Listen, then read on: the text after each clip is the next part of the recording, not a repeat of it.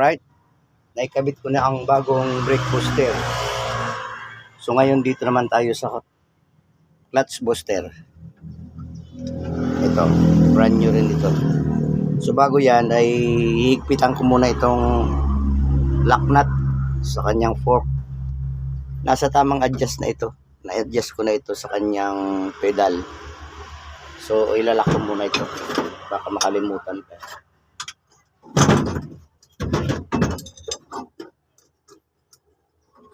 Bali 3/8 na nut size niya. At ito pala ay may pin. Itong kanyang pin sa fork. Diyan yan eh. So ikabit ko na ito para makumpleto na.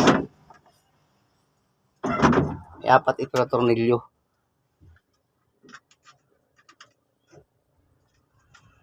So nandito sa ilalim, pero kaya naman dukutin.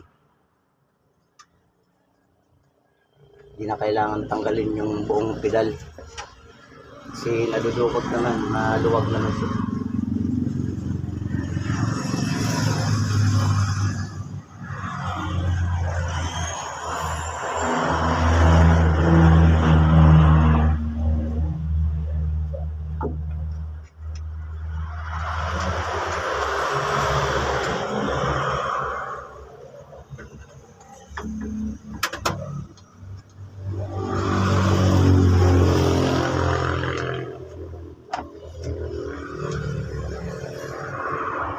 May ako nahigpitan yan.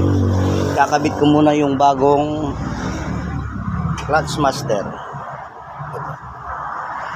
Ito yung kasama niyang clutch booster. Yan, lapit natin yung camera.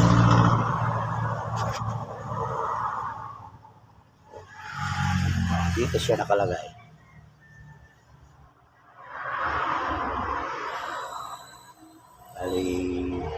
Ganyan siya. Yan. Kasi nandito yung fitting niya sa ilalim. Yung fitting sa steel tube papunta doon sa secondary master. So tutornilyon natin to ng dalawa rin.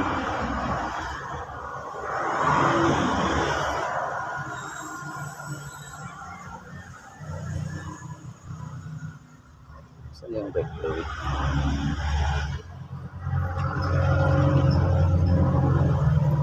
Wala kasing kasamang tornilyo na bago kasi kaya yung luma na lang ilalagay ko. So basahin ko muna ng brake fluid para malambot. Malambot pag higpit.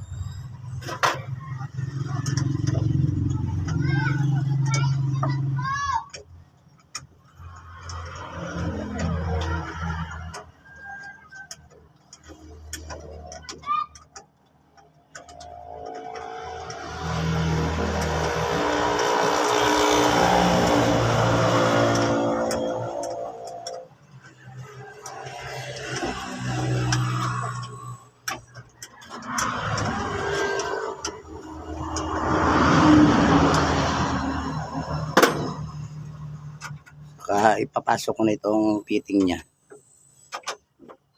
Mamaya na yung final higpit.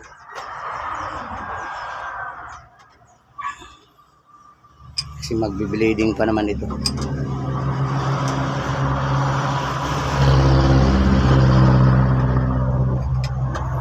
As kakabitan ko pa ito ng bagong hose.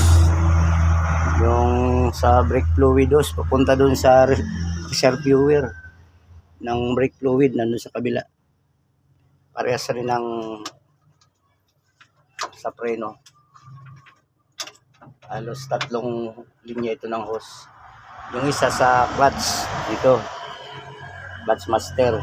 Yung dalawang hose na ito, papalitan ko na ito ng bago kasi matigas na. Yan, 3 na yan. Punta yan sa preno na dalawa, brake master.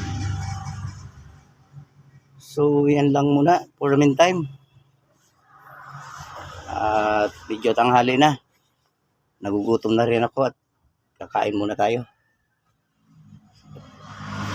So maraming salamat sa panonood.